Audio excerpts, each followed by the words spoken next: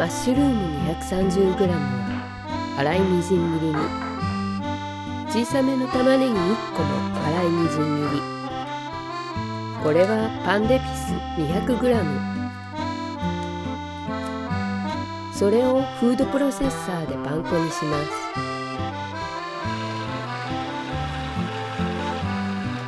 す。シナモン、ジンジャー、クローブなどのいい香り。これは栗の瓶詰め、甘栗を使っても構いませんよ。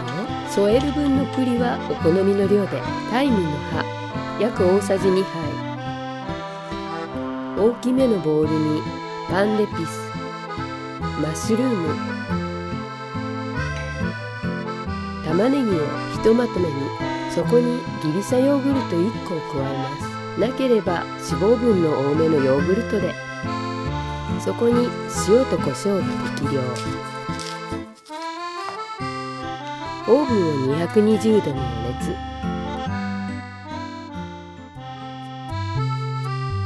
大きめの鶏1羽。鶏の内側に塩胡椒。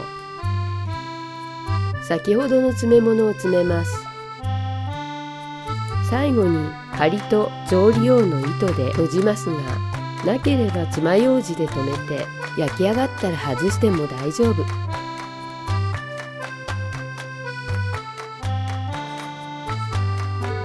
鶏の形が崩れないように糸で縛ります。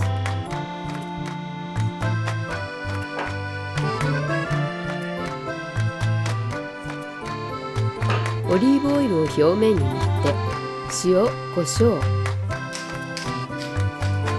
タイムの葉を散らします。耐熱皿にオリーブオイルを少々、そこに準備した鶏をのせます。オーブンへ。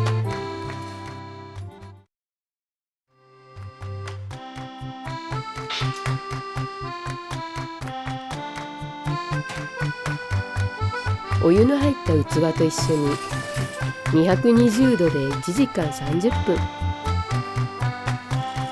途中で一度鶏を返して、耐熱皿に溜まった油を鶏全体にハケで塗ります。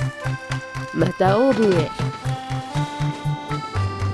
残り10分の時点で飾り用の栗を耐熱皿へ。1時間30分経ちました。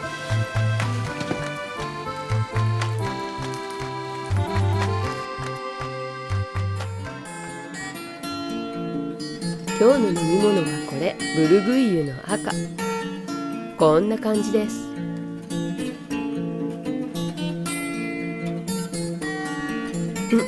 甘じょっぱくておいしい。